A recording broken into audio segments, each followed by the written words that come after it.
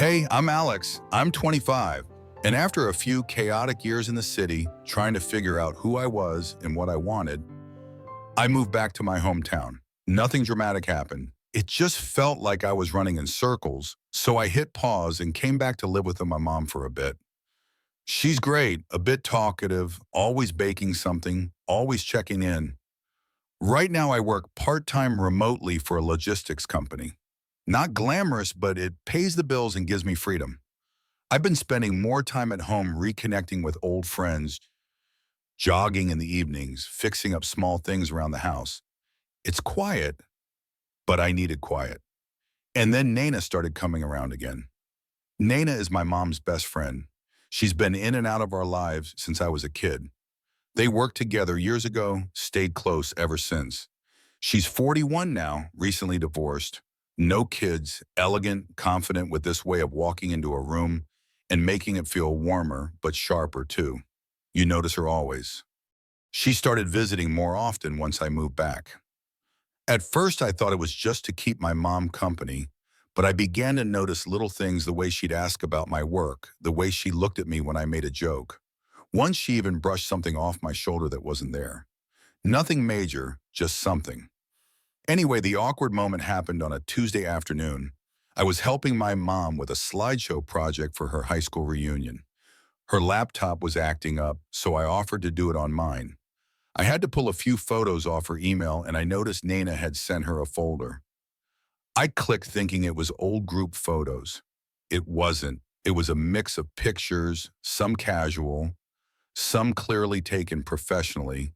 Nana at the beach. Nana in a cocktail dress. Nana in soft lighting with a book in her hand. Nothing inappropriate, but intimate, beautiful, tasteful. Honestly, they were stunning. I didn't realize I was leaning in until I heard a voice behind me. "You missed the best ones." I froze. I didn't have to turn around to know it was her, but I did slowly. She was standing there with a coffee mug in one hand and a small, knowing smile on her face. Not angry, not even embarrassed, just amused. Sorry, I muttered, like a kid caught doing something wrong.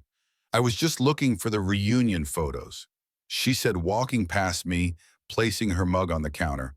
"And you just happened to land on that folder." I shrugged, trying to laugh it off. "It was an email thread. I didn't mean to." "Relax," she interrupted, gently, still smiling. "If I didn't want anyone to see them, I wouldn't have sent them." I didn't know what to say. I felt every bit of heat rush to my face. I wanted to melt into the floor. Then she added casually, "Though I didn't expect you to stop there. You really did miss the best ones." She looked right at me. Then she turned and walked away, calling out, "Tell your mom I'll be back for dinner." I sat there for a long minute after the door closed. No sound, just a faint hum, the laptop fan, and my heartbeat in my ears. Something shifted in me that day. The way she looked at me, like she saw not just a boy who grew up under her nose, but a man. And the fact that she wasn't shocked or upset, it was like she opened a door just enough to let me know if I wanted to look in, I could. I didn't sleep well that night. Every time I closed my eyes, her voice echoed, "You missed the best ones." I didn't bring it up, not to her, not to my mom, not to anyone. The next few days after that moment, I just kept my head down, tried to act normal, tried to forget the way she said it. "You missed the best ones." But I couldn't. It stayed with me like a hum beneath everything I did. Every time I walked past the living room where she stood that day, I felt the memory hit me again. The quiet tone in her voice, the way her eyes lingered for half a second longer than necessary. Still, I told myself it was nothing, a joke, a moment. That was it. Then came Saturday. Mom was in one of her usual moods, cooking enough food for 10 people, music playing, humming to herself in the kitchen. She told me Nana was coming over around 5 to drop off a bottle of wine and stay for dinner. I kept it cool, wore a clean t-shirt, didn't overthink it. She arrived a little late, just as the sun was starting to dip. I heard her voice in the hallway, first light relaxed. They chatted in the kitchen while I scrolled through something meaningless on my phone, trying not to listen, but catching every word. A few minutes later, I was called in to help set the table. We all laughed about something dumb, my mom making fun of my inability to fold napkins properly. Nana was standing across from me laying out silverware, and at one point our eyes met for just a second too long. No smile, just something steady, focused. Dinner was nice, normal roast chicken, green beans, mashed potatoes, lots of stories. But I kept watching Nana in the corner of my eye. The way she sipped her wine, the way she rested her chin on her hand when she listened. She had that presence, like she was fully in control of how she existed in the space. After dinner, Mom said she was exhausted and headed off to take a bath, leaving us with dishes. I offered to clean up. Nana insisted on helping. It was quiet between us for the first few minutes, just the sound of water running, plates clinking gently. I washed, she dried, and then she said it. You know, she started softly without looking at me. I know what it's like to feel invisible. I paused, dish in hand. What do you mean? She kept drying the plate slow and methodical. After the divorce, she said, I went through this phase where I'd walk into a room and feel like no one noticed, or worse, like they saw me but didn't care. I hated that more than anything. I said nothing. I didn't know what I could say. She glanced at me, finally, her voice low. And then that day when I walked in and saw you looking, my chest tightened. I didn't know whether to apologize again, explain myself, make a joke, but I didn't get the chance. I didn't mind, she said. I actually liked that you saw me. I swallowed hard, still staring at the plate in my hand. The air between us felt dense, not tense, just charged, like something was about to happen but hadn't yet.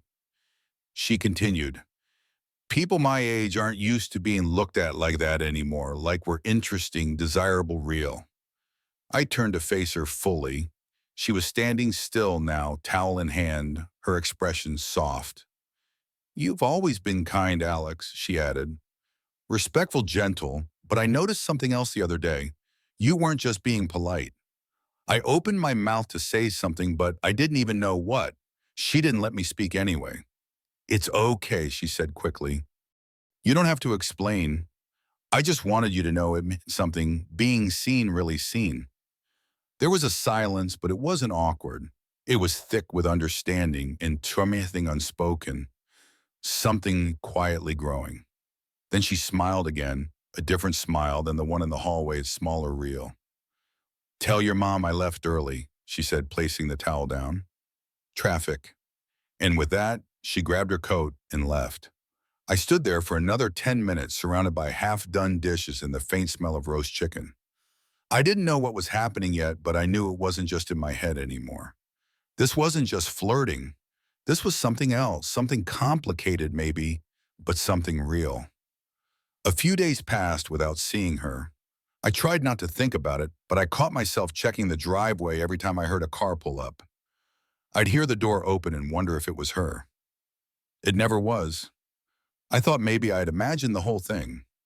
Maybe she regretted saying what she said. Maybe she decided to pull away. But then my mom asked me if I could do her a favor, help Nana move a few pieces of furniture into her new condo. She just needs someone with a bit of muscle, my mom said, laughing as she handed me the address. I acted casual, said sure, didn't let on that my pulse had doubled. I showed up at noon on Saturday wearing old jeans and a gray t-shirt. Her car was already out front and the front door was open. I knocked anyway. Come in, she called out. I stepped inside. It was a nice place, warm tones, open layout, still half filled with boxes. She came out of the kitchen wiping her hands on a towel. She was in leggings and an oversized sweater, barefoot, her hair tied back loosely. Hey, she said, smiling in that quiet way of hers. Thanks for coming.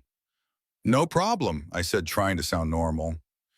We got to work. It started simple, a bookshelf, two chairs, a coffee table. She had rented a small dolly, and I helped her move things room to room. We made small talk at first, nothing too deep, but the air was different than before, like something between us had already been said, and now we were circling it, seeing if either one of us would touch it again. We took a break after the heavier stuff. She poured us water, handed me a glass, and we sat on the floor against the wall, catching our breath. Her leg brushed against mine lightly, and neither of us moved away. "You've grown up," she said out of nowhere. I looked over at her. She was staring straight ahead. "I mean, obviously," she added with a small laugh. "But I remember when you were running around your mom's house with skin knees and a cereal mustache." I laughed too, a little nervous. "Yeah, I was a mess." "You were a kid," she said. "Now you're—" Her voice trailed off. I turned toward her. "Now I'm what?" She finally looked at me, direct calm. Her eyes didn't flinch. "You're not just some boy anymore, Alex." I didn't respond. I couldn't. The silence between us stretched, but it wasn't uncomfortable. It was like a mutual acknowledgement. This invisible current that had been building finally had a name. Her voice was quiet when she spoke again. "I don't say things like that to just anyone." I nodded. "I know." Then she added, "And I don't invite just anyone to help me move." She was still looking at me when she said it. Her eyes didn't break away. I felt something shift inside me, not just attraction, not just nerves, something deeper, a clarity. I leaned in slightly, not all the way, just a small motion, like a question without words. And she didn't move, didn't flinch. Her face was inches from mine now. "If we do this," she said softly, "you don't tell anyone ever." "I won't," I said. I meant it. Her hand slid up to my face and she kissed me gently, but like she'd thought about it before. It wasn't rushed. It wasn't impulsive. It was calm, assured, deliberate. We didn't speak much after that. I helped her move a few last things and then I left. Nothing dramatic, no drama, just quiet. That night I lay in bed staring at the ceiling for hours, not replaying the kiss, but everything around it. Her voice, her eyes, the moment after, the way we both knew exactly what we were doing, and no one was confused. She didn't treat me like a kid. She didn't act like this was a mistake. And I didn't feel guilty. I felt seen, and I knew something had just begun, something real, something secret, but something neither of us wanted to walk away from. It had been 4 days since I kissed Nana. 4 long, quiet days, the kind of quiet that feels heavy, like the air itself is aware that something has changed. I kept going about my routine like nothing happened. Woke up, worked, made small talk with my ma, walked the dog, and scrolled endlessly on my phone. But inside, everything felt different. I kept playing that moment back in my head, the look in her eyes, the certainty in her touch, how steady she was when she leaned in. Like it wasn't a mistake, like she knew exactly what she was doing, and how calm it felt afterward. Not chaotic, not confusing, just right. But then came the silence. No calls, no texts. She didn't come by the house like she usually did. She was just gone. And every day that passed made me question whether I'd imagined it all. Maybe she regretted it. Maybe she wanted to forget it ever happened. Or maybe she was just giving it space. I wasn't mad, just unsure, waiting without knowing if I was supposed to be waiting at all. Then on the fifth night, something changed. I was half watching a movie, not paying attention, when my phone buzzed. "Are you up?" That was it. 3 words. No emojis, no context, no name, but I didn't need one. I knew it was her. I sat up straight. My fingers hovered over the screen for a second before I typed, "Yeah." Then I waited. Nothing. I kept glancing at the screen and heart beating just a little too fast. I didn't know what to expect a reply. A call, nothing at all. Then came a knock, not the front door, the back one, the quieter one, the one no one used unless they were trying not to be noticed. I walked through the house quietly. My mom had gone to bed early that night. Her door was closed, lights out. When I opened the door, she was standing there, Nana, wearing a long, dark coat, hair pulled back in a loose tie, no makeup, still effortlessly beautiful. But her eyes, they looked different, focused, like she wasn't just dropping by, like she had made a decision and was about to see it through. We stood there for a second, neither of us saying anything. Then she broke the silence. "I parked a block away," she said, her voice soft but steady. I nodded and stepped aside to let her in. She walked in without looking back. I closed the door quietly behind her and followed her into the living room. She sat on the edge of the couch, keeping her coat on at first, like she hadn't decided how long she was staying, like part of her was still in motion. I stayed standing.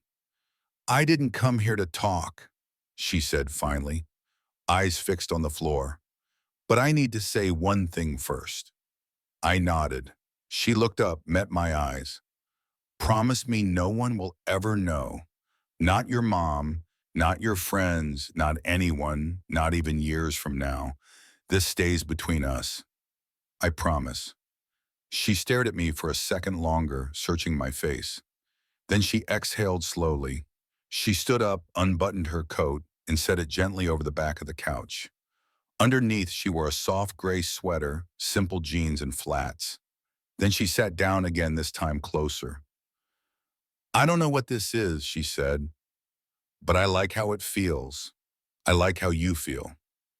"I feel the same," I said. "We didn't rush anything.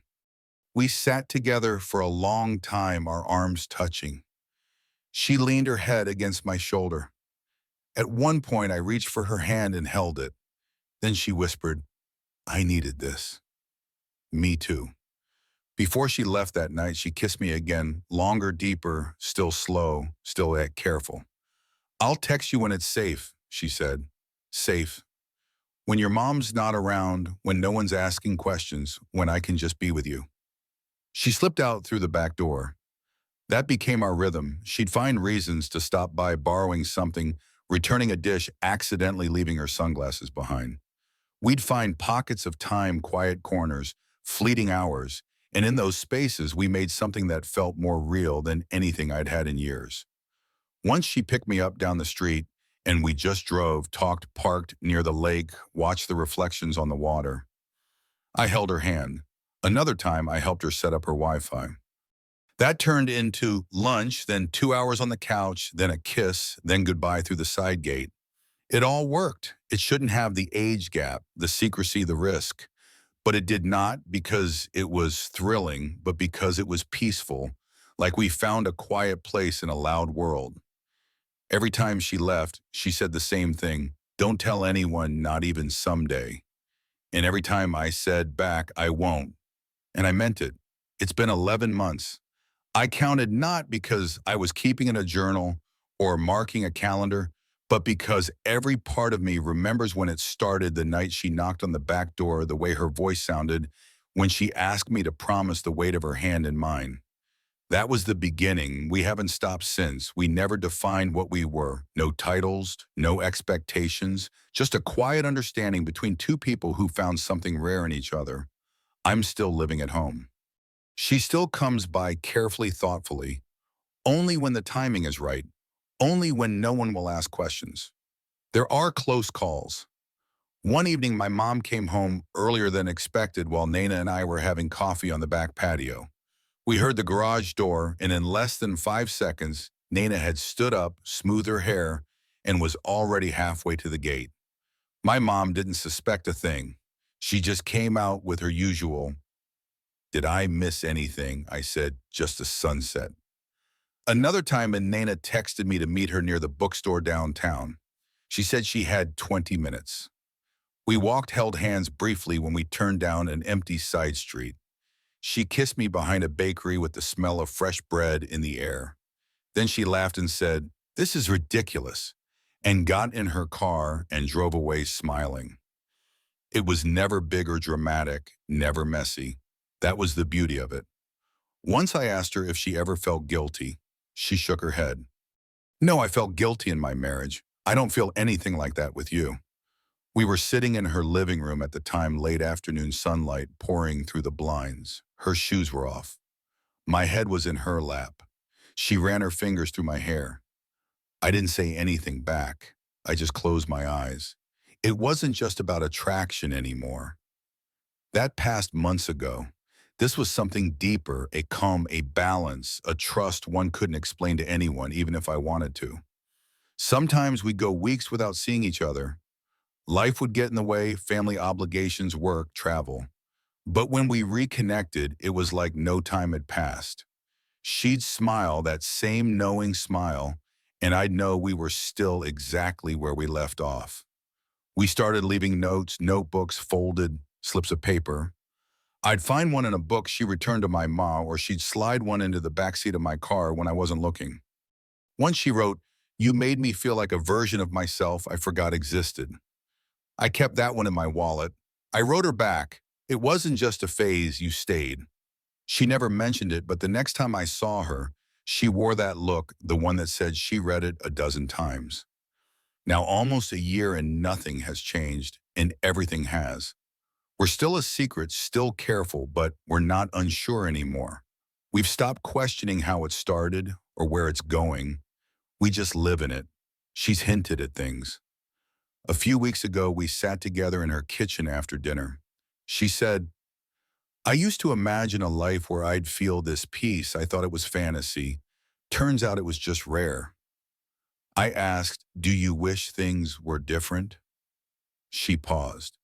"No, if anything changed, maybe this wouldn't work anymore. This only exists because we chose not to ruin it by explaining it to everyone." People ask if I'm seeing anyone. I say I'm focusing on work or that I haven't met the right person. They don't know I already have. My mom still talks about Nana, still invites her over for dinner, still thinks of her as her oldest, most trusted friend. If she ever knew, it would break her heart, not because it's wrong, but because it would change the way she saw both of us. So we protect her too. Sometimes I wonder how long we'll keep it going, a year, two, forever. But then I think, who says we have to decide? We see each other when we can. We talk when we need to. We share moments no one else will ever know about. Tonight I met her behind the bookstore again. She brought hot chocolate and two travel mugs and a book she wanted me to read. We sat in her car, engine off, windows, fogging up, and listened to music from the 90s on a local station. She looked at me and said, "You know what I like most about us?" "What?" "I don't have to pretend around you." I smiled. "Me neither. We're still a secret, still just ours." The story of Alex and Nana offers a profound life lesson about the beauty and complexity of human connection, especially when it defies societal norms. Their secret relationship, born from a moment of vulnerability and mutual recognition, teaches us that love and understanding can flourish in the quiet spaces where judgment doesn't reach. Alex's journey from casual indifference to embracing a deep unspoken bond with Nina highlights the courage it takes to honor authentic feelings even when they come with risks. This narrative reminds us to cherish the rare moments when someone truly sees us and to approach such connections with respect and honesty, regardless of external expectations. It's a call to listen to our hearts, to value the people who make us feel alive, and to navigate life's delicate balances with care, whether that means protecting loved ones or safeguarding something sacred. Alex and Nana's story is an emotional testament to the idea that the most meaningful relationships often require sacrifice, secrecy, and a commitment to living authentically in the moment. Please share your reflections in the comments. Have you ever found a connection that felt right, even if it was unconventional?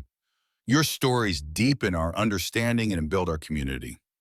If this tale stirred your heart, hit that like button, subscribe, and ring the notification bell to join our journey of raw emotional storytelling. Let's keep exploring life's hidden lessons together.